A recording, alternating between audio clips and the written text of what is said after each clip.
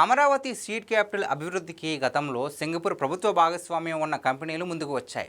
2015లో Singapore urban redevelopment authority, Surbana Jurong సంయుక్తంగా అమరావతికి master plan రూపొందించాయి. ఏపీ ప్రభుత్వం, సింగపూర్ కన్సార్టియం మధ్య ఒక joint venture Amaravati development partners మధ్య 6.84 చదరపు కిలోమీటర్ల సీడ్ క్యాపిటల్ ఏరియాను అభివృద్ధి చేయడానికి ఒప్పందం జరిగింది.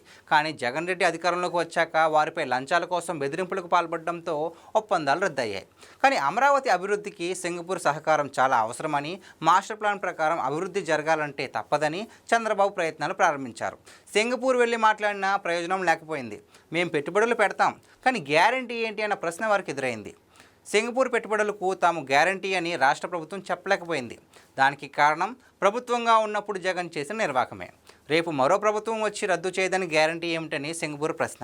అందుకే సింగపూర్ను మళ్లీ ప్రాజెక్టులోకి తీసుకురావడానికి కేంద్ర ప్రభుత్వం గ్యారంటర్గా వ్యవహరించాలని కోరుతుంది. ఇది ప్రాజెక్టు విశ్వసనీయతను పెంచడానికి, సింగపూర్ కన్సార్టియం ఒప్పందాన్ని పునరుద్ధరించడానికి ఉపయోగపడుతుందని భావిస్తున్నారు. ఇది విదేశీ పెట్టుబడులను ఆకర్షించడానికి కీలకమని కేంద్రం కూడా భావిస్తోంది.